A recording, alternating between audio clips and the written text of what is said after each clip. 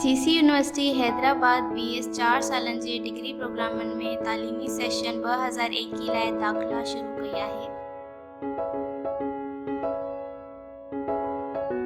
उम्मीदवार laptop, computer या smartphone इस्तेमाल कंदे ऑनलाइन पोर्टल ज़रिए दरख्वास्त ॾेई सघनि था।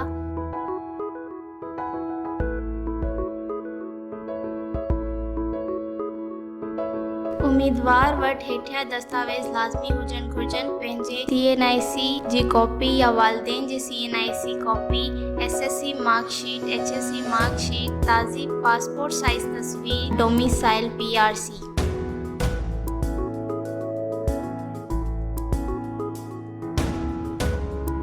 अप्लाई करण जो तरीक़ो: ऑनलाइन अप्लाई करण लाइ पंहिंजे स्मार्टफोन या लैपटॉप ज़रिए तव्हां www.admissions.gcuh.edu.pk ते विज़िट कयो।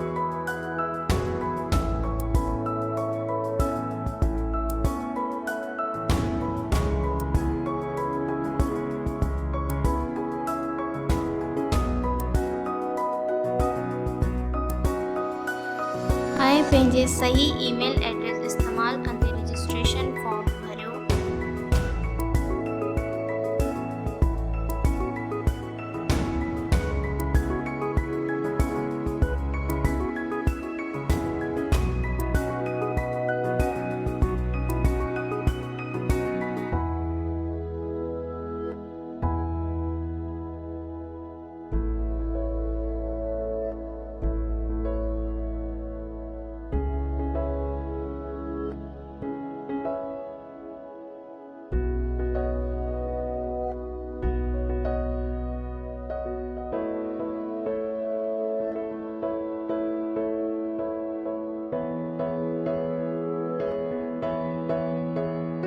हाणे तव्हांजो अकाउंट ठही वियो आहे।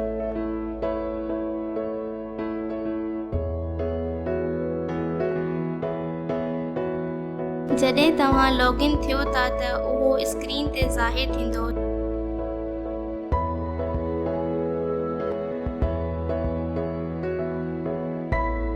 जंहिं मां बैंक जे चालान जो प्रिंट कढो।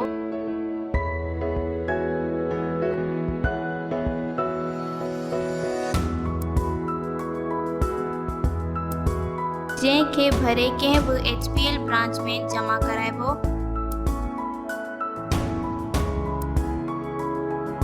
उम्मीदवारनि लाइ ज़रूरी आहे त ऑनलाइन एप्लीकेशन सां गॾु बैंक में जमा करायल चालान जी स्कैन थियल कॉपी बि मुंसलिक कनि।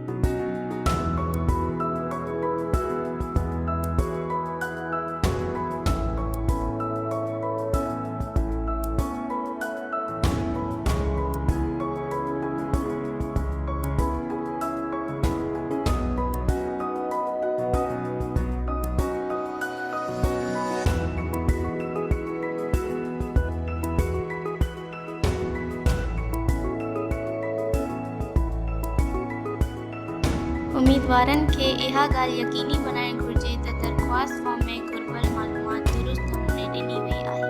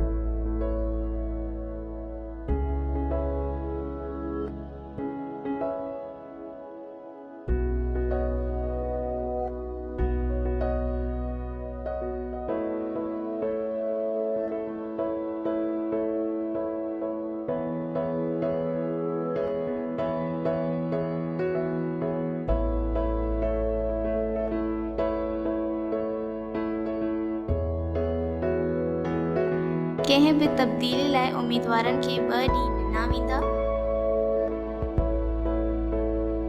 दरख़्वास्त फॉर्म जे सबमिशन खां पोइ वधीक का बि तस्दीक मुमकिन न थींदी।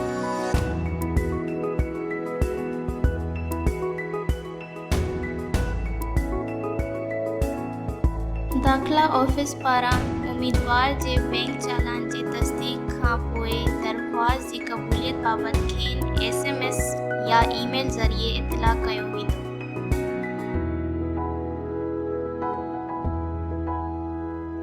दाख़िला ऑफिस जो अमलो ऑफिस जे वक़्त दौरान ऑनलाइन दाख़िला फॉर्म भरण बाबति रहनुमाई ऐं मदद लाइ मौजूदु हूंदो।